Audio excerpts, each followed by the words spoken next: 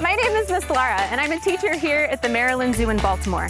We are so excited to have you visit us for a field trip.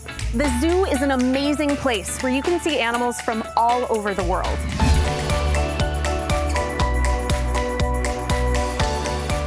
Before your visit, let's talk about what a zoo field trip is like. If you're visiting in spring, there will probably be a lot of other students on field trips too. On those busy days, you and your classmates might get to use a special zoo entrance that's just for you. No matter what time of year you visit, there are a few things to remember. Most of the zoo is outside, and it's a pretty big place. Make sure that you wear shoes that don't hurt your feet, and bring a jacket if it's cool or rainy. It's always important to stay with your chaperone, but throughout the zoo, there are also people to help you. Zoo workers wear green or red zoo shirts. Check in with one of them if you get lost, need a Band-Aid, or just have questions about the zoo and the animals. The zoo is a great place to think and act like scientists. It's all about using your senses to observe closely. If you rush by an exhibit, you might miss an animal that's right in front of you. Many animals are really well camouflaged. That means they can blend in with their habitat, so be sure to look carefully. It's also possible that an animal might be inside a building instead of out in the yard. Zookeepers give the animals choices for where to spend their time. This is an important way we care for the animals. As you walk through the zoo, keep an eye out for things like boxes, ropes, blankets, and even toys and exhibits.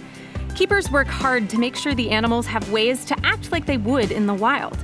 Those toys might look a little out of place, but each of them lets the animal use its special adaptations, like shredding or making a nest. What can you tell about an animal by the type of exhibit it has or the kinds of things you see? Are there lots of ropes or branches? That animal is probably an excellent climber. Are there lots of places to hide? Then it might be a shy animal, or it might be nocturnal. That means the animal is awake at night and asleep during the day.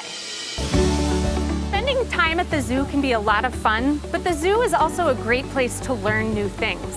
Not only do we take care of the animals that live right here at the zoo, but we also help protect animals that live throughout Maryland and around the world. That's a pretty big job, and we don't do it alone. We work with other zoos and, more importantly, visitors like you to help protect animals and their homes. During your visit, you can help protect local wildlife and zoo animals by putting your trash in a trash can or a recycling bin, not on the ground or in an exhibit. And remember, the zoo is the animal's home.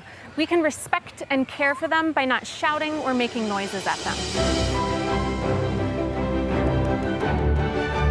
No zoo can have every type of animal. To include every type of animal in the world, we would need a zoo the size of, well, the world. The Maryland Zoo has animals that you could find in Africa, the Arctic, and from our own beautiful state of Maryland. Want to see if your favorite animal lives at the zoo before your field trip? Ask for an adult's permission to visit the zoo's website, where you can see pictures of the animals and learn things like what they eat, where they live in the world, and whether they like to live in groups or live alone. And you never know. Maybe you'll find a new favorite animal during your visit. And teachers, be sure to check out the free resources to enhance your experience, like themed self-guided zoo treks developed by the zoo's education department. Check it all out at marylandzoo.org under the Learn section. We can't wait to see you here at the Maryland Zoo in Baltimore. Have a great visit.